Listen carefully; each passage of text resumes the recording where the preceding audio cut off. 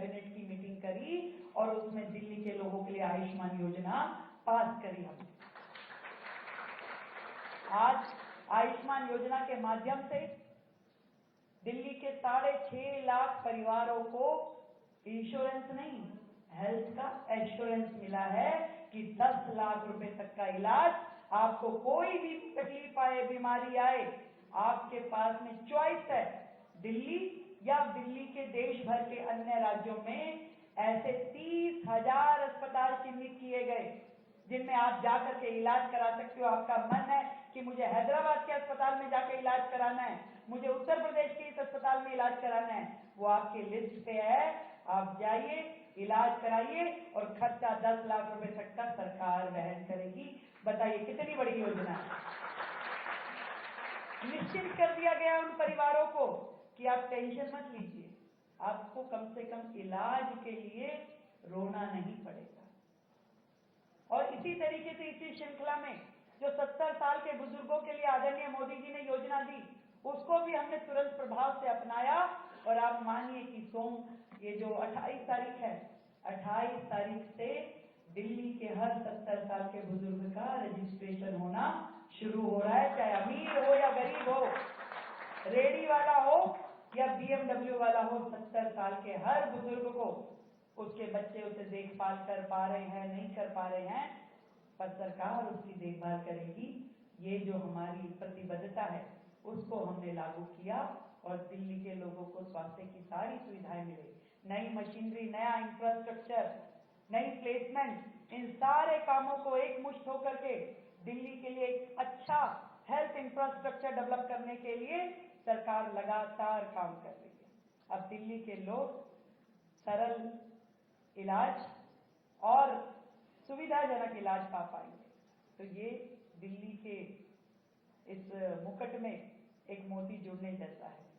शिक्षा की बात कहूं, इतना ढिंडोरा पिछली सरकारों ने पीटा, इतना ढिंडोरा पीटा कि हमारे जैसा शिक्षा मॉडल कहीं है ही नहीं।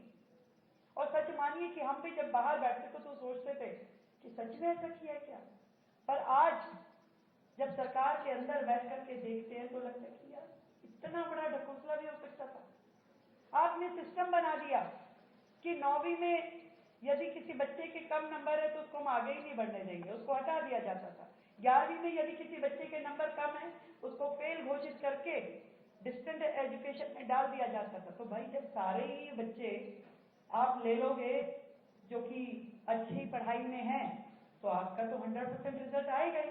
तो ऐसे लाखों बच्चों को आपने घर बिठा दिया, उनके भविष्य के साथ खिलवाड़ किया। आपने इंफ्रास्ट्रक्चर में कोई 1 रुपए का इन्वेस्टमेंट किया नहीं। 4 क्लास दिखा करके आप कहते हैं हम तो स्मार्ट क्लासेस कर रहे हैं। आप एजुकेशन को अपना बोर्ड बना करके जो इतनी बड़ी राष्ट्रीय शिक्षा नीति पूरे देश के लिए बनी उसको अपने दरकिनार कर दिया। तो क्या ये दिल्ली के बच्चों के लिए एक धोखा नहीं था? आज हमारी सरकार आने के बाद पूरे तरीके से एजुकेशन में केजी से लेके पीजी तक बच्चों को हम जो सुविधाएं दे सकते हैं ताकि दिल्ली के स्कूलों में पढ़े हुए ये बच्चे कल को वो भविष्य बना लें जिसके वो सच में अधिकारी हैं और शिक्षा व्यवस्था। स्कूलों में इंफ्रास्ट्रक्चर, स्कूलों में फैसिलिटीज, अच्छी एकेडमी और पूरा का पूरा उनका मॉड्यूल ऐसा रहे कि बच्चा जब पढ़ के यहाँ से निकले तो जीवन में संघर्ष के लिए तैयार हो जाए। इसकी हमारी तैयारी है। मैं जरूर बात करना चाहूंगी वो जो 2 बड़ी समस्याएं जो हर दिल्ली वासी के बातों में रहती है। अरे भाई पॉल्यूशन, दिल्ली का पॉल्यूशन, दिल्ली में सांस कैसे ले, दिल्ली में जिए कैसे, दिल्ली से तो बाहर जाने का दिल करता है। ये शब्द हम सबके कानों में पड़े होंगे और आप में से बहुत सारे लोग कहते भी होंगे। पर क्या इस समस्या का समाधान एक्चुअल में किसी सरकार ने किया था? इससे पहले केवल बातें की, करोड़ों रुपए इस एडवर्टीजमेंट पे खर्च कर दिए कि भी पराली का धुआं आता है नियर बाय स्टेट से और हम पराली की दवाई बनाएंगे, वो छिड़केंगे और फिर देखिए आप क्या होगा। 25 करोड़ रुपए खर्च किए, पर क्या वो दवाई बनी? क्या किसी राज्य को दी गई? क्या कहीं छिड़की? नेवर, कुछ भी नहीं हुआ। क्या आपने और कोई कदम उठाया? हाँ उठाया, ऑड एंड इवन। आप बताइए ऑड एंड इवन से क्या पॉल्यूशन का समाधान हुआ? एक टावर लगाया, जितने की टावर की कॉस्टिंग नहीं थी उससे ज्यादा 100 गुना उसके एडवर्टीजमेंट पे खर्च किया, पर वो टावर की स्थिति क्या थी? 6 महीने में बंद, किसी ने देखा भी नहीं होगा वो टावर कहां है। पर आज जो सरकार आई, जेन्युइनली कैसे दिल्ली का पॉल्यूशन खत्म हो, इसके लिए घंटों बैठ के पूरा का पूरा स्टडी करके और एक्सपर्ट्स के साथ में एडवाइजेस लेके एक पूरा लेआउट प्लान बनाया गया, किस किस सेक्टर में काम करना हो। जो देखिए कंपोनेंट क्या है एयर पॉल्यूशन के, आपका डस्ट पार्टिकल जो आपके सड़क किनारे धूल उड़ती है, डस्ट पार्टिकल जो आपकी गंदगी फैली रहती है, आपका व्हीकलर पॉल्यूशन, आपकी गाड़ियां चलती हैं उसमें से आपका धुआं निकलता है, वो आपका एयर पॉल्यूशन के मेजर कंटेंट है। कैसे खत्म होंगे भाई? दिल्ली जो है इलेक्ट्रिक व्हीकल्स पे है, इसकी तैयारी करने के लिए 100% पब्लिक ट्रांसपोर्ट इलेक्ट्रिक व्हीकल्स में कैसे कन्वर्ट होगा, उसकी पूरी तैयारी कर दी गई है कि 2028 तक 100% इलेक्ट्रिक व्हीकल जो पब्लिक सेक्टर के हैं उसको हम लेके आ पाए, और उसके साथ में जो प्राइवेट सेक्टर के हमारे व्हीकल हैं, वो स्कूटर है, वो गाड़ियां हैं, उसको मोटिवेट करें, उसमें हम योजना दे करके, उसमें रिबेट दे करके, उसका रोड टैक्स खत्म करके हम उनको इतना मोटिवेट करें कि धीरे धीरे करके हमारा जो ट्रांसपोर्ट सिस्टम है वो सारा का सारा पॉल्यूशन फ्री मोड पे आ जाए। इसकी तैयारी हम कर रहे हैं। इसके साथ डस्ट पार्टिकल, अब देखिए कितनी मजेदार बात है, पिछली सरकारें डस्ट पार्टिकल कैसे ना चले उसके लिए जो स्मोक गन्स होती थी, जो आप देखते हैं ना सड़क पे वो पानी डालती हुई चलती हैं, स्प्रिंकलर्स होते हैं, कब चलाते थे? जब सर्दी आ गई, जब बिल्कुल लग गया कि अरे भाई अब तो बिल्कुल प्राण हथेली पे आ गए, कोर्ट ने डायरेक्शन दे दी, उस 1-1.5-2 महीने में केवल चलती। पर क्या पॉल्यूशन 2 महीने की कहानी है? ये 12 महीनों का काम है। आज गर्मी के मौसम में भी जो धूल उड़ रही है, आज भी AQI अधिक है। आज पूरे विश्व में यदि दिल्ली पॉल्यूशन के नाम पे धब्बा बन गया है कि भाई दिल्ली का पॉल्यूशन सबसे ज्यादा है, तो उसकी तैयारी, उसके लिए काम 12 महीने करने की जरूरत है, 12 महीने। और उसकी तैयारी हमने करी है कि आज जो भी मशीनरी हम चलेगी, हमने व्यवस्था बनाई कि 1000 वाटर स्प्रिंकलर दिल्ली में चलेंगे, और वो भी बारिश का मौसम छोड़ के पूरे के पूरे आपके 10 महीने 11 महीने आपको रोड पे दिखाई देंगे और काम करते हुए दिखाई देंगे। तब जाकर के ये पार्टिकल जो डस्ट पार्टिकल है सेटल डाउन होंगे। इसके अलावा जो आपके इलेक्ट्रिक पोल है, इस पे वाटर स्प्रिंकलर लगे ताकि उसके आसपास का जो पौधे लगे, जो ग्रीन एरिया, उस पे भी डस्ट ना हो। एक एक चीज पे चर्चा करते हुए, जो हाई राइज बिल्डिंग है उन पे हम मैंडेटरी करेंगे कि आप अपने स्प्रिंकलर लगाएं और हाई राइज बिल्डिंग के माध्यम से जो वायु प्रदूषण है वो कम हो। इसी तरीके से अनेकों स्टेप, हर चीज पे माइक्रो मैनेजमेंट के साथ में आपके एयर पोल्यूशन काउंट करने वाले जो टावर है उसकी डेंसिटी, उसको अलग अलग जगहों पे लगाना, एक्चुअल मॉनिटरिंग करना, और एक पूरी दिल्ली के integrated command and control centre, उसकी तैयारी हो। इस तरह की तैयारियां दिल्ली सरकार कर रही है। भाई ताली बजानी तो जोर से बजाओ, धीरे से बजाओ।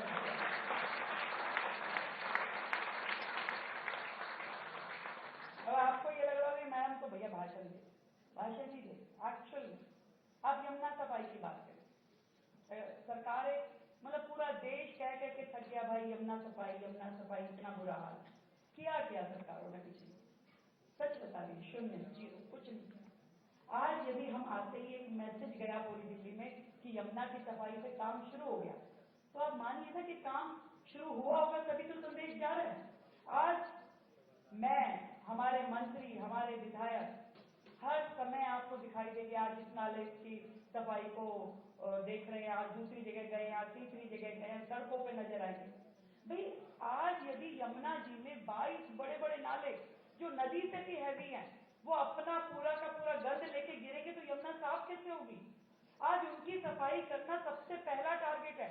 उन सारे नाले जो दिल्ली में चल रहे हैं उन सब पे बड़ी बड़ी मशीनरी लगा करके उनकी टाइम बाउंड तरीके से डीसिल्टिंग, आज इतना समय तक आपको इतने मेट्रिक टन कूड़ा निकालना है, इतने समय तक कितना निकालना है, उसको पूरा वॉच करना, उसको पूरा देखना। लगातार पिछले 2 महीने से वो काम, डेली की रिपोर्ट कि कल कितना काम हुआ, परसों कितना काम हुआ, रोजाना की रिपोर्ट ली जा रही है। और हजारों मीट्रिक टन कूड़ा अभी तक सिर्फ हमारे दिल्ली में बह रहे उन नालों से निकाला गया है। एक दिन में यमुना साफ नहीं होने वाली। मुझे एक रिपोर्टर ने पूछा, उलझ गए, आप बताइए जी, आप बताइए। मैंने कहा झूठ क्यों बोलूं भाई, झूठ नहीं बोलूंगी, मैं केजरीवाल जी नहीं।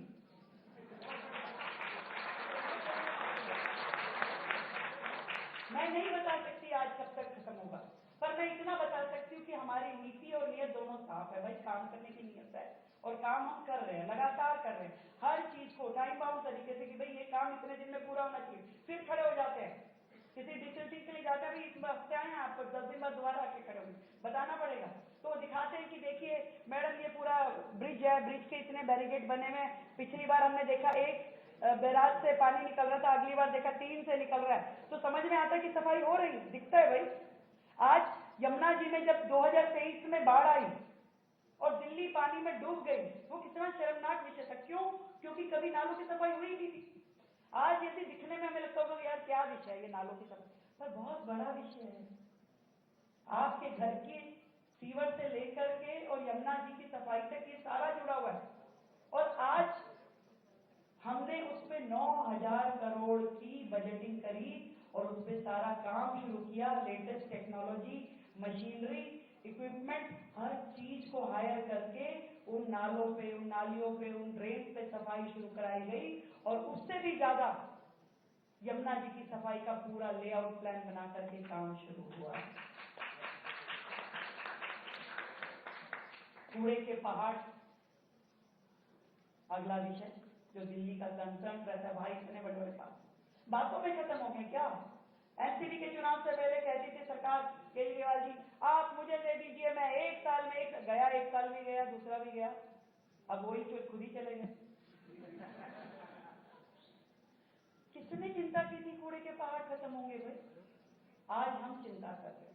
मैंने एमसीडी के सारे अधिकारियों को बुला के, भाई जो भी तुम्हें पैसा चाहिए दिल्ली सरकार देगी, हम आपके हक का 1 रुपया भी रखेंगे, फालतू देंगे, पर आप अपने अधिकारियों को सड़कों पे दौड़ाएं, काम कराएं। एक्शन से ऊपर का एक भी अधिकारी बैठा हुआ दिखना नहीं चाहिए। वो जाए फील्ड में, कम से कम दिन में 1 घंटा जरूर सड़कों पे राउंड करके आए और रोजाना की रिपोर्ट हमें पेश करे। कहां गया था, क्या काम किया, कितनी सफाई हुई, ये चीजें करनी कितनी आवश्यक है।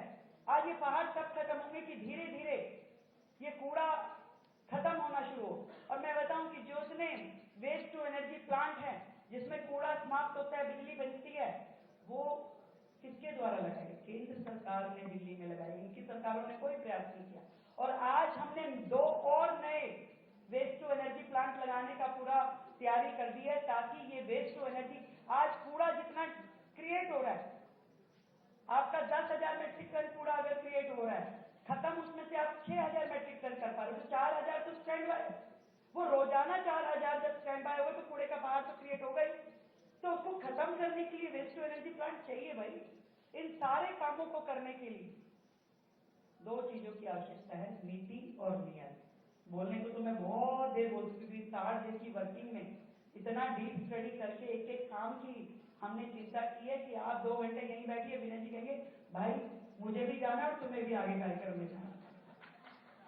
मिलते रहेंगे, बातचीत करते रहेंगे, क्योंकि दिल्ली को मैं चाहती हूँ वो सब मिले जिसका दिल्ली का अधिकार बनता है। दिल्ली का दिल लगना चाहिए शहर में। एक रिपोर्टर ने मुझसे पूछा कि दिल्ली को आप कैसा बनाना चाहती है, लंदन, पेरिस, क्या बनाना चाहती?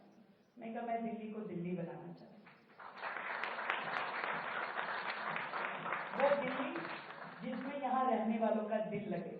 ये वरनाओं की भाग जाओ, यहाँ चलो, वहां चलो, दिल्ली में दिल लगना चाहिए। दिल्ली में वो काम होने चाहिए जिसका राइट बनता है, जो यहाँ के अच्छी एजुकेशन, अच्छी हेल्थ, अच्छा इंफ्रास्ट्रक्चर, साफ सुथरी दिल्ली जहाँ सांस ले सके, ऐसी दिल्ली। अभी अब मैंने एक विनय जी ड्राइव शुरू किया, मैं खुद ही उखाड़ने लगी पोस्टर मैंने देखा यार बड़े गंदे लग रहे हैं मेट्रो पिलर में। अब हम नेता लोग हैं, पहले एक समय में हम भी लगाते थे।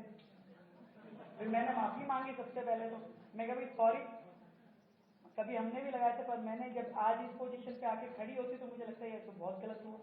तो तब से मैंने, मेरे साथियों ने, हम सब ने निर्णय लिया कि ना हम लगाएंगे, ना हम किसी को अलाउ करेंगे। कोई वॉल राइटिंग, कोई पोस्टर चिपकाने का काम दिल्ली में ना हो। दिल्ली की दीवारें, दिल्ली की सड़कें साफ सुथरी दिखे, लोगों को अच्छा लगता है। और ये जो मेरे सामने बैठे युवा लोग हैं, इनसे मैं निवेदन करना चाहती हूँ। अभी पुलवामा की, पहलगांव की घटना का जिक्र यहां हो रहा था। जब हमने वो वीडियोस देखी, जब हमने वो सीन देखा, कितनी तकलीफ हमारे दिलों में, कितना दर्द हुआ। ऐसा दिल कर रहा था कि हमें कोई बंदूक दे दे और हम ही जाके उन आतंकवादियों को मार दें। ऐसा लगा कि नहीं लगा? मैं शर्त लगा के कह सकती हूँ कि इस हॉल में बैठा हुआ हर व्यक्ति अपने मन में यही भाव ले रहा होगा कि मुझे मौका मिले तो मैं ही जाके मारा हूं, मुझे एक मौका मिल जाए। पर मैं बताऊं, नहीं मिलेगा। ना दूसरे को गोली मारने का मौका मिलेगा, ना अपने सीने पे गोली खाने का मौका मिलेगा। देशभक्ति दिखाने के लिए मरने का एक भी मौका हम में से किसी को मिलने वाला नहीं है। एक ही चीज मिल सकती है, देश के लिए जीने का मौका।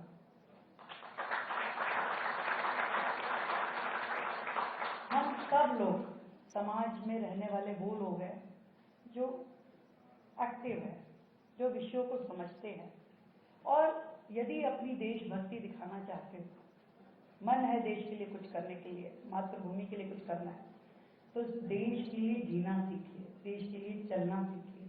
और वो आपकी जो महारत है, जो आपकी फील्ड है, आप स्पोक्स पर्सन बनिए देश के लिए अच्छा सोचना, बोलना, और जो अच्छा कर रहा हो उसके लिए कहना। ये हम सबको करना पड़ेगा। सही को सही कहना, गलत को गलत कहना जब शुरू कर देंगे तो आप मान लीजिए कि देश आगे बढ़ना शुरू हो जाएगा। आज के इस आयोजन के लिए मैं आप सबको बहुत बधाई देती हूँ कि आप सब यहाँ आए और देश की प्रगति का हिस्सा बन रहे हैं। हम सब मिलके जब एक एक कदम भी देश के हित में, देश की प्रगति के लिए बढ़ाना शुरू करेंगे तो यकीन मानिए कि देश रोजाना 140 करोड़ कदम आगे बढ़ना शुरू हो जाए। Thank you so much.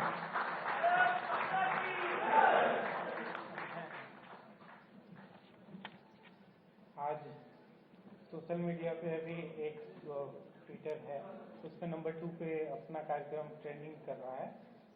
अगले वक्ता के रूप में हमारे साथ श्री वीरेंद्र सचदेवा जी, दिल्ली प्रदेश अध्यक्ष जी को आमंत्रित करना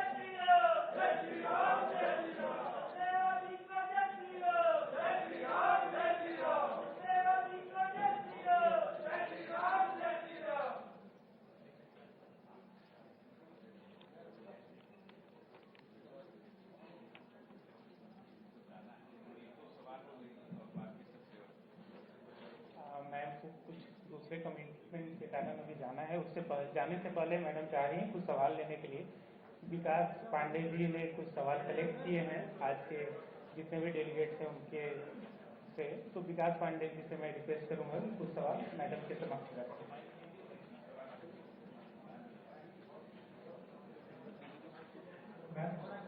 आपने वैसे काफी सवालों का जवाब तो दे दिया है, लेकिन फिर भी जितने समय में मैं कलेक्ट कर पाया कुछ सवाल को मैं कलेक्ट करके आपको बताता हूँ। कुछ एजुकेशन से देखते हैं। पूर्णिमा चौहान जी पूछती हैं स्कूल की बहुत मनमानी ढंग से प्राइवेट स्कूल पढ़ा रहे हैं। उदित पाठक जी पूछते हैं ट्रांसपेरेंसी इन स्कूल एडमिशन थोड़ा और अच्छा होना चाहिए जो दिल्ली के स्कूल है। के शाही अरोड़ा पूछते हैं कि how to introduce Hinduism and its scripture, Hindu values की क्या ऐसा कोई प्लान है दिल्ली एजुकेशन में? तो अभी तो एजुकेशन सेक्टर के क्वेश्चन हैं और भी आप पूछते हैं। बिल्कुल, आप लोगों ने एजुकेशन के लिए सवाल पूछा। सही कह रहे हैं आप कि यहाँ अभी तक की जो व्यवस्थाएं थी, कोई बहुत ही स्ट्रॉन्ग नियम स्कूलों के लिए नहीं था। स्कूल हर साल अपनी फीस बढ़ाने की प्रक्रिया को लगातार चालू रखे हुए हैं।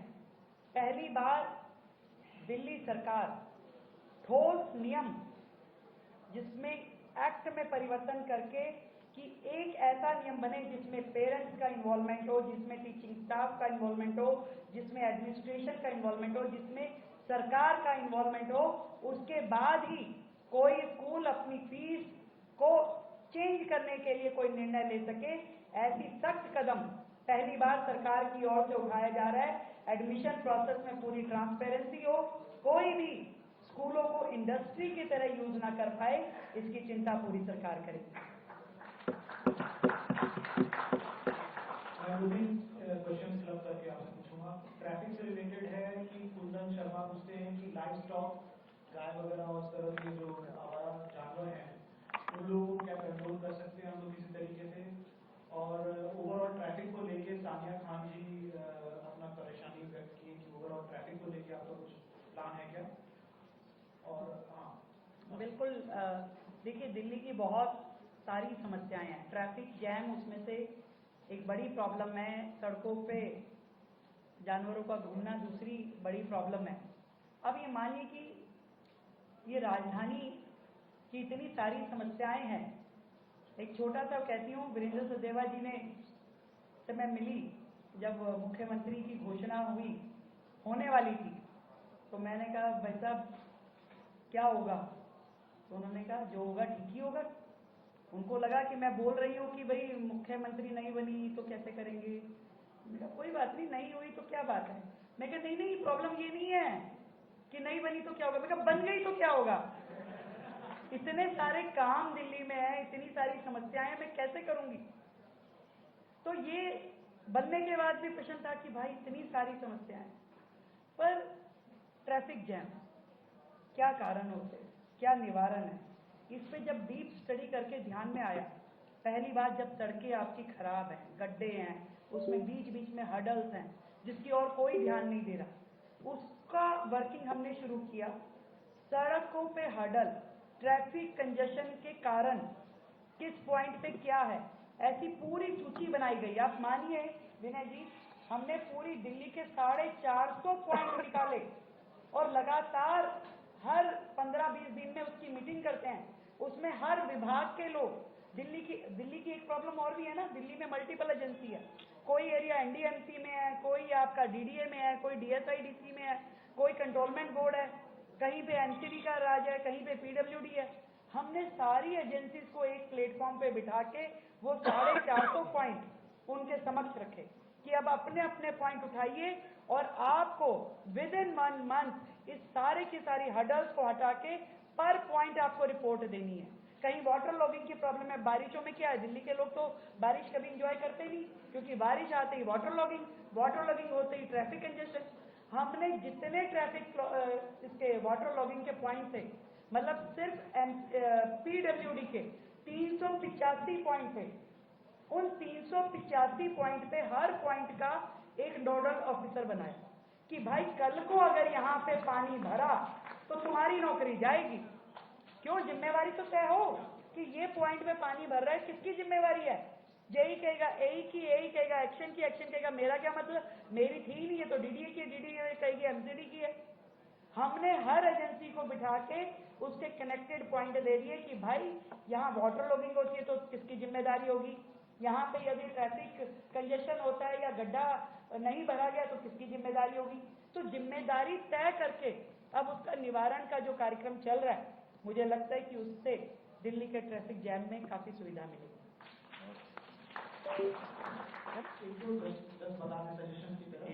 सजेशन में बता दें क्या सजेशन, एक मिनट बता दीजिए। हाँ एक मिनट, मैं आर्ट एंड कल्चर में सजेशन जावी सिंह का दिया गया है कि आर्ट एंड कल्चर को आप स्केल अप करने का प्रयास कर सकते हैं। और लॉ एंड ऑर्डर में विनीत राजपूत जी बोलते हैं कि अंडर फ्लाईओवर में काफी लीगल काम होते हैं, नशा वगैरह का होता है, उस पर ध्यान देने की जरूरत है। सत्य बर्तर जी बोलते हैं क्राइम अगेंस्ट वुमेन के लिए थोड़ा उनको कंसर्न है। पाक हिंदूज के लिए एक सजेशन आया है कि जो अनक्लेम डीडीए फ्लैट्स हैं पाकिस्तानी हिंदू को लोकेट किया जा सकता है। शुभम यादव जी रोहिंग्या पर्सपेक्टिव को लेके कहते हैं कि उसके ऊपर भी ध्यान देने की जरूरत है, क्योंकि केजरीवाल उनको वोट बैंक की तरह यहाँ बसाना चाह रहे थे। प्रमोद मिश्रा जी का सजेशन है कि नोएडा दिल्ली एयरपोर्ट पे आते समय बहुत से गुलामी के प्रतीक रोड्स हैं, उस पर आप लोग अगर नामकरण उसका चेंज करें तो बहुत अच्छा है। बाकी मैं सदैव जी से बात करें। बहुत अच्छे सजेशंस हैं और मैं अपने इन युवा साथियों को एक बात कहना चाहती हूँ। बड़ी अच्छी ब्रेनस्टॉर्मिंग आपने की, अच्छी समस्याएं निकाल के लाए। हर एक को समाधान मिल सकता है, पर आप लोगों का साथ चाहिए। अगर यूं कहूं कि पूरी धरा भी साथ दे तो और बात है, तू जरा भी साथ दे तो और बात है। यूं तो एक पांव से भी चलते हैं लोग, पर दूसरा भी साथ दे तो और बात। Thank you so much. आप साथ बने रहिए, सभी समस्याओं के समाधान निकालने का प्रयास करें। Thank you so much. Bharat 2025 मंच पर उपस्थित आदरणीय दिनेश सहस्त्रबुद्धे जी, कमलकांत पाठक जी, विकास पांडे जी और जिनको भी हमने सुना, ऐसे हमारे मुख्यमंत्री हमारे बीच से अभी दूसरे कार्यक्रम के लिए गई हैं। हमारे जैसे कार्यकर्ताओं के लिए दिक्कत क्या है कि जिनसे आप काम सीखते हैं, जो आपके मेंटोर होते हैं, उनके सामने भाषण देना, जब बोलना बड़ा कठिन है। तो मेरे लिए दिक्कत क्या है कि मैंने काम विनय जी से सीखा है। अब विनय जी के सामने वो कहे बोलो, तो मैं कहती क्या बोला, बोले ऐसे ही बोलो।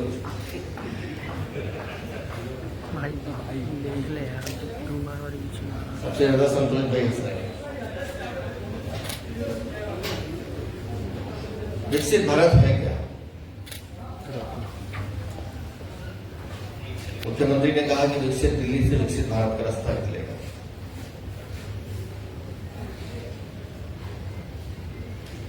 तो दिल्ली की मुख्यमंत्री है, उनका कहना ठीक है, लेकिन पिछले लगभग 11 सालों से जो मुझे लगता है जो प्रक्रिया विकसित भारत बनने की प्रारंभ हुई है, उसमें दिल्ली हो या यूपी हो या महाराष्ट्र हो, अरुणाचल हो या सिक्किम हो या कन्याकुमारी, तमिलनाडु, कुछ भी हो, ये सब के सब जब तक एक सूत्र में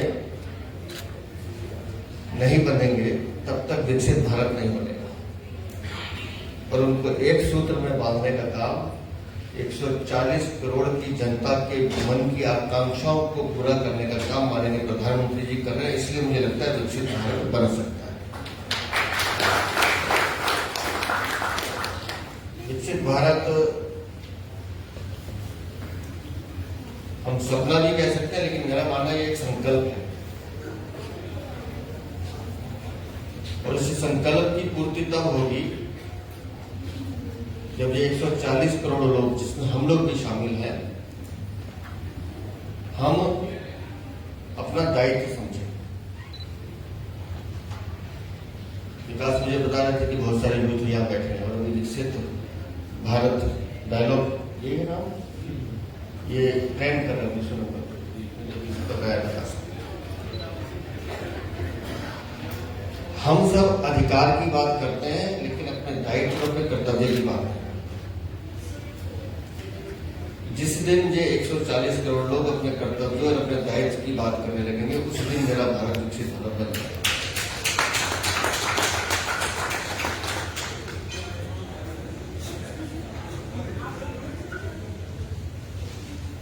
पिछले 11 सालों में अगर आप देखें, नवाचार के जितने कार्यक्रम माननीय प्रधानमंत्री जी ने देश को दिए हैं, या कितने लोग ऐसे हैं जो स्टार्टअप में कहीं ना कहीं इन्वॉल्व है, अगर है तो, लेकिन काफी लोगों ने हाथ मिला दिया। जब पहली बार स्टार्टअप सुना था तब हम क्या सोचते थे, और आज एक स्टार्टअप हमारे लिए क्या है। स्किल इंडिया जब पहली बार प्रधानमंत्री ने बोला था तो हमें भी समझ में नहीं आया था कि स्किल इंडिया में करना क्या है। या जिस दिन डिजिटल क्रांति की बात की थी, मुझे ध्यान है, मैं भी उन लोगों में था कि जब वो कहते थे कि पर्स में पैसे की जरूरत नहीं, सिर्फ कार्ड की जरूरत होनी चाहिए, मोबाइल में से पेमेंट होगी, तो हम भी सोचते थे ये कैसे होगा। लेकिन आज जब सब्जी लेने जाते हैं तो 20 रुपए के लिए भी वो कहता है, बोर्ड आगे कर देता कि कीजिए। तो हमारे देश में हर नागरिक में काम करने की क्षमता है, योग्यता है। प्रधानमंत्री ने उस योग्यता, उस काम करने वाले को आगे बढ़ाने का काम किया है। इसलिए मुझे लगता है कि ये सपना नहीं, विकसित भारत बन सकता है। पिछले 11 वर्षों में आप सिर्फ आंख बंद करके करना है। यहाँ जो जनरेशन बैठी है, जो मुख्यमंत्री जिस बात का जिक्र कर रही थी, आखिरी बार भारतीय जनता पार्टी की सरकार 98 में खत्म हुई, 93 से 98, और 98 से लेकर 2025 इस ड्यूरेशन में जो लोग पैदा हुए हाथ खड़ा करें, काफी नंबर अच्छा है। अब इन लोगों को क्या पता कि 93 में क्या हुआ था, 94 में क्या हुआ था, उस समय दिल्ली कैसी थी। आप लोग तो दिल्ली वो देख रहे हो जो आपने अभी देखी। भारतीय जनता पार्टी का शासन जब जब देश के किसी भी कोने में आया है, तब तब विकास की गति बढ़ी है।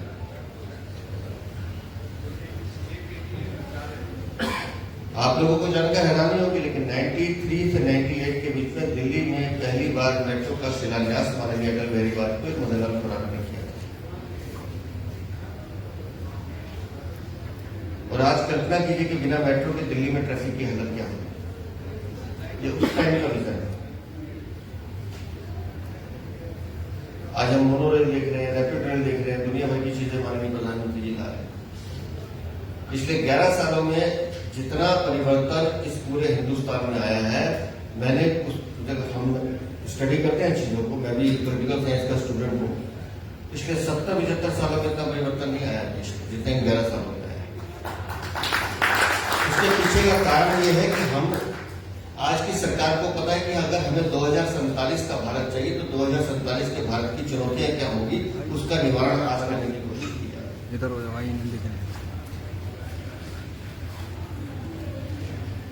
और किसी एक फील्ड पे चीज रुकती नहीं है। मैंने स्टार्टअप का नाम ले लिया, स्किल इंडिया का नाम ले लिया, डिजिटल का नाम ले लिया, लेकिन कितने मेट्रोज, कितने हाईवेज बन रहे हैं इस पूरे देश में, आप अंदाजा लगा सकते हैं। यहाँ पीटी साहब बैठे हैं, पुणे से, और पूछ रहे थे, बात कर रहे थे, तो मैंने कहा मैंने मुंबई पुणे का वो रोड देखा जो खंडाला से होके सिंगल वे था, उस समय पहाड़, और डबल वे एक ही रोड पे आना जाना होता था, और हम मोटरसाइकिल पर ट्रेवल करते थे। लेकिन आज जब हम मुंबई और पुणे एक्सप्रेसवे की बात करते हैं, तो हिंदुस्तान का वो पहला एक्सप्रेसवे था जो बहुत चर्चित हुआ, उसके बाद से एक्सप्रेसवे बनने शुरू हुए। लेकिन आप लोगों को अंदाजा नहीं है कि उस समय का जो एक्सपीरियंस जिसने महसूस किया उसके लिए एक्सप्रेसवे बहुत बड़ी चीज है। आज पूरे हिंदुस्तान में इस तरह का जाल बिछा, ये पहले क्यों नहीं हो रहा? आज से 11 साल पहले ये सब काम क्यों नहीं हो रहे? आज इस सरकार की उपलब्धता सबसे बड़ी क्या होती है? विनय जी तो सरकार का हिस्सा नहीं है। इस सरकार की सबसे बड़ी उपलब्धता है, या ये मैं कहूं कि उपयोगिता है, वो ये है कि माननीय प्रधानमंत्री जी जिस योजना का शिलान्यास करते हैं उसका उद्घाटन भी स्वयं करते हैं। ये बताता है कि काम की गति क्या है, ये बताता है कि विजन क्या है। हमें सिर्फ पत्थरों पे नाम नहीं चाहिए, हमें रिजल्ट चाहिए, रिजल्ट ओरिएंटेड काम चाहिए। और इसलिए माननीय प्रधानमंत्री की लोकप्रियता दिन प्रतिदिन बढ़ती है। क्यों? क्योंकि सबको पता है कि मोदी है तो मुमकिन है, हम कर सकते हैं। और जिस विकसित भारत 2047 की बात माननीय प्रधानमंत्री जी कर रहे हैं, मुझे वो अपनी आंखों के सामने दिखाई देता है।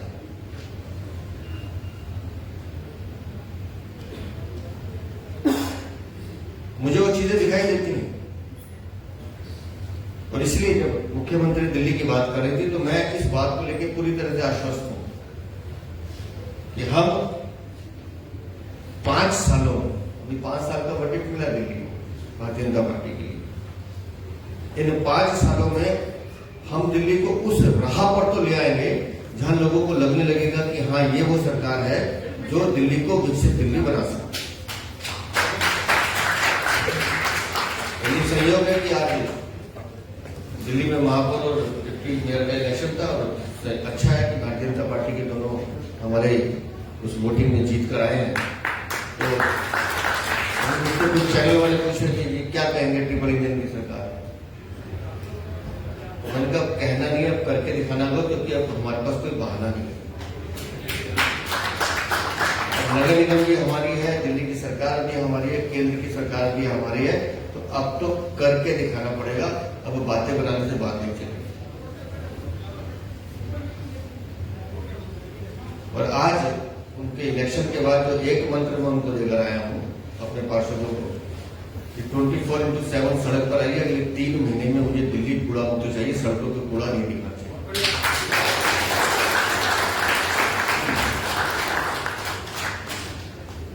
थोड़ी ताकत लगाएंगे, कुछ कमियां भी रहेंगी, लेकिन यकीन मानिए भारतीय जनता पार्टी का हर कार्यकर्ता, विशेष रूप से मैं दिल्ली का अध्यक्ष हूं तो दिल्ली की बात कर रहा हूं, हर कार्यकर्ता इस बात के लिए कमिटेड है कि माननीय प्रधानमंत्री ने जो संदेश पूरे देश के लिए दिया है, वो स्वच्छता का हो, वो विकास का हो, सबको साथ लेके चलने का हो, उसको अक्षरशः दिल्ली के हम कार्यकर्ता पूरा करेंगे। और विकसित भारत की जिस कल्पना को आप सब भी अपने, मैंने जो क्वेश्चन रहे मैं बैठूंगा थोड़ी देर सुनूंगा, बीच में कई सुझाव अच्छे नहीं, लेकिन हर काम को करने के लिए संकल्प होना बहुत जरूरी है। और संयोग से ईश्वर ने कुछ ऐसा दिया है कि कह सकते हैं मैं जो बोलता हूं वो हो जाता है।